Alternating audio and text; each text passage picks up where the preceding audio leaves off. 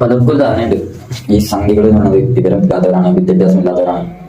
കുറെ ആളുകൾ പ്രചരിപ്പിക്കേണ്ടതാണ് സംഘി എന്ന് പറയുന്നത് വിദ്യാഭ്യാസം വിവരവും പഠിപ്പില്ലാത്ത ആളുകളാണ്. ആ ഒരു പ്രസ്താവന അല്ലെങ്കിൽ ആ വാർത്ത തീർത്തും തെറ്റായ വാർത്തയാണ്. ഞാൻ ഇപ്പോൾ തെളിയിച്ചുതരാം. ഞാനൊരു സ്ക്രീൻഷോട്ട് കാണിച്ചുതരാം. ഇത് സംഘികളുടെ ഒഫീഷ്യൽ കേരളത്തിന്റെ പേജാണ്. അംഗമാണ് മാർഗം, കാവ്യമാണ് ധൈര്യം. ധൈര്യം എഴുതിയ ആ ഒരു സ്പെല്ലിംഗ് കണ്ടാൽ മനസ്സിലാവില്ലേ? സംഘികൾക്ക് നല്ല വിവരവും വിദ്യാഭ്യാസമുള്ള ആളുകളാണ്.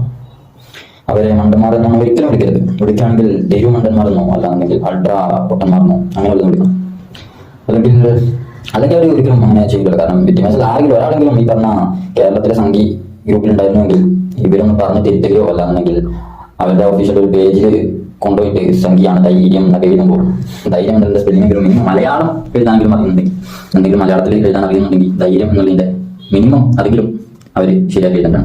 ധൈര്യം എന്ന് എഴുതാൻ അറിയാത്തവരാണ് ധൈര്യത്തിന്റെ കഥയും പറഞ്ഞ് അങ്ങോട്ടും ഇങ്ങോട്ടും നടക്കുന്നത്.